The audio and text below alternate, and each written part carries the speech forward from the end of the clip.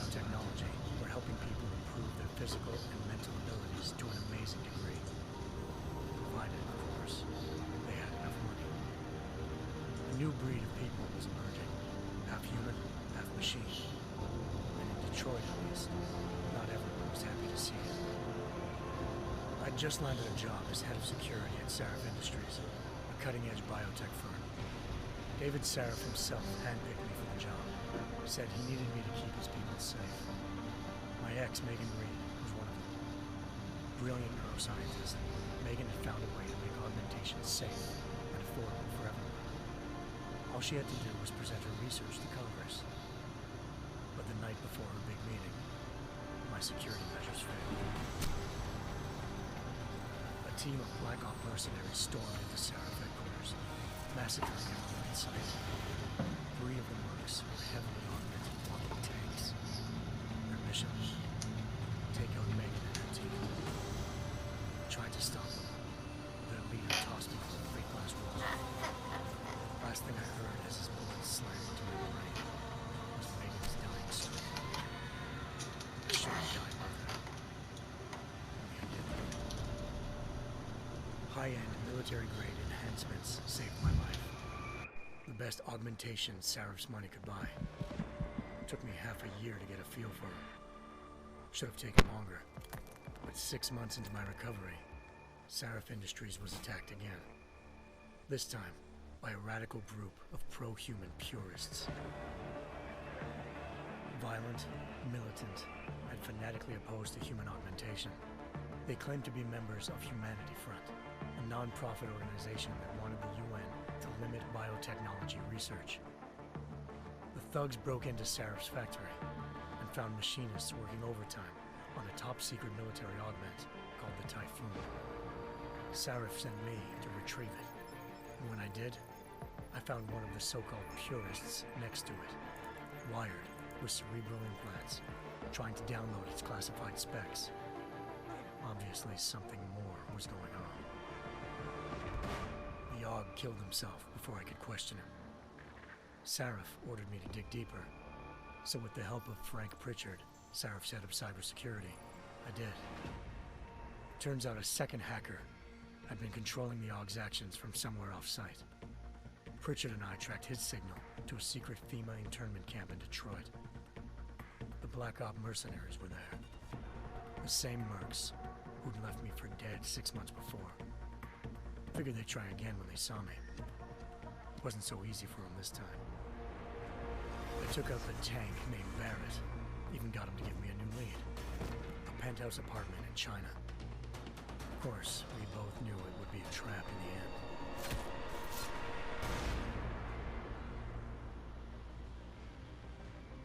Hengsha Island, China. Home to a city so crowded, they had to build a second city on top of it. Trying to find clues in Hengsha wouldn't be easy. Lucky for me, I wasn't alone. Farida Malik, Sarif Industries' ace pilot, had lived in Hengsha before. A good person to have on her side. She knew enough about the place to get me around. Malik dropped me in the lower city, close to the penthouse Barrett had told me about. Bell Tower Associates, a private security firm under contract to the Chinese government, had agents tossing the suite when I arrived. Just not for the reason I'd been expecting. Turns out the man who lived there was a criminal hacker named Van Bruggen. The same hacker who'd been remotely controlling the AUG in Sarif's factory. Van Bruggen's panicked decision to force the man to commit suicide had been a mistake. Now his mercenary partners were gunning for him, and I needed to find him before they did. Locating Van Bruggen meant playing nice with the Triads, Hengsha's organized crime lords. They had the hacker holed up inside a low-rent capsule hotel. By the time I found him, Van Bruggen had no qualms giving up the woman who hired him. Zhao Yunru, president of the Taiyang Medical Corporation. According to Van Bruggen, Zhao wanted to monopolize the augmentation industry and had hired Black Op mercenaries to destabilize her competition. Sarif Industries was at the top of her list. To prove this, I needed to get inside TYM and grab a surveillance hologram off a server. I suspected Van Bruggen was hiding something when he told me this, but nothing could have prepared me for what I saw. Megan wasn't dead.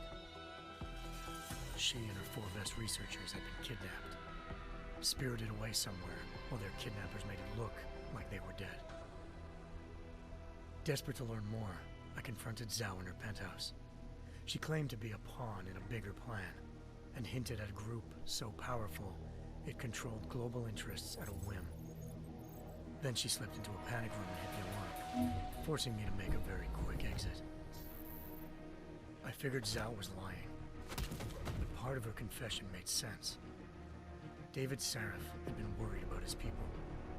So worried, he'd required all of them to have subdermal locator devices surgically implanted. The GPOs would have been broadcasting the day of the attack. But Zhao said a single call to Picus, the world's leader in global 24-hour satellite news, had turned those signals off. I needed to fly to Picus headquarters in Montreal if I wanted to learn more.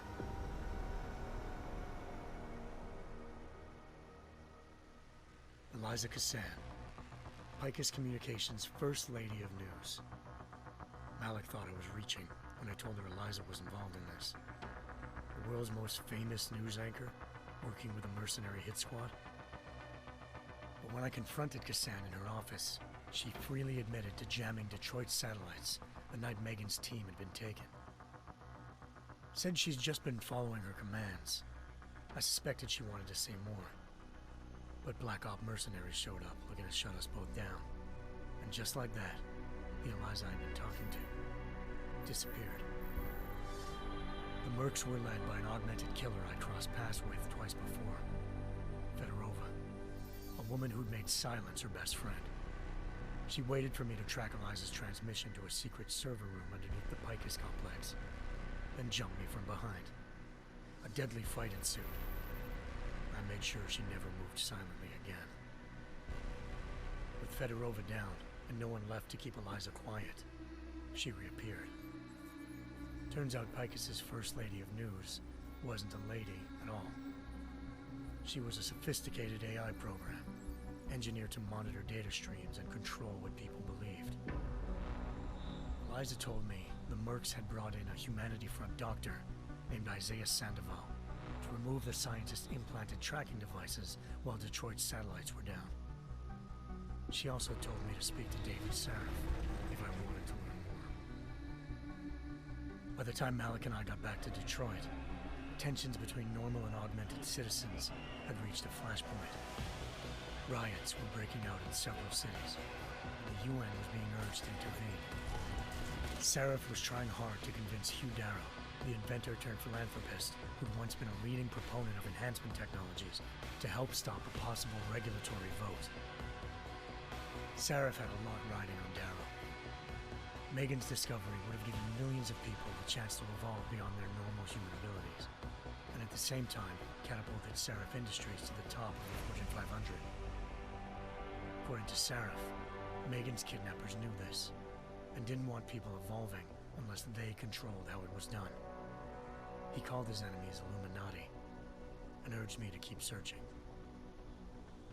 Determined to do so, I tracked down Sandoval via America's most outspoken augmentation opponent, Bill Taggart, Sandoval's boss and founder of Humanity Front.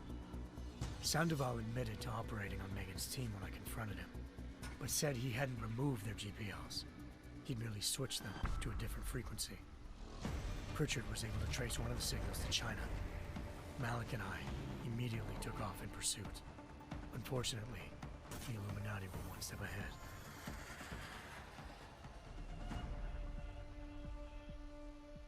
Ambushed. Shot out of the sky by Bell Tower Associates seconds after entering Hengsha's airspace. Malik's piloting skills saved me. After a tense and bitter struggle, I escaped into Lower Hengsha.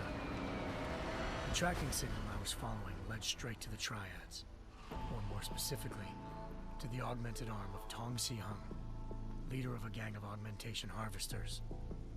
Tong said they'd taken the arm off a corpse, which Bell Tower had left at their door, meaning at least one of Sarif's scientists was dead. Maybe not the rest of them, though. Tong pointed me to a port used for human trafficking and helped me slip aboard a bell tower ship. He was sailing to Rifleman Bank Station, a military base in the South China Sea. Bell Tower was holding kidnapped civilians as prisoners there, and using them to perfect the Chiron Project, a human-computer interface that left most of its test subjects dead.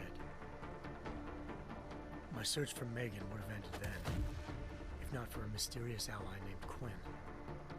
In exchange for my help exposing Bell Tower, he slipped me aboard a second ship headed to Singapore and an Illuminati-run biotech facility called Omega Ranch. 3 of Seraph's scientists were there, forced by their captors to create a technology capable of remotely shutting down augmented abilities. Thanks to an emergency recall notice issued by the World Health Organization, millions of people all over the world already had the biochip installed. With the help of the scientists, I tracked Megan to a private section of the ranch. There, I ran into Yaron Namir, the walking tank who'd put a bullet in my brain the first time we met. He'd teamed up with Zhao and was hoping to catch me off guard.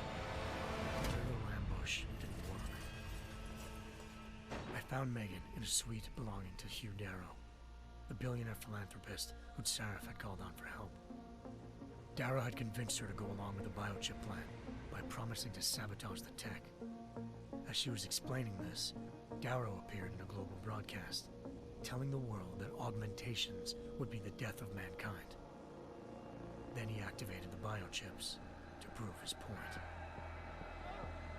All over the world, augmented people flew into a killing frenzy. Darrow had betrayed everyone, and it was up to me to set things right. To do it, I had to reach Panchaea, a massive installation in the Arctic Ocean.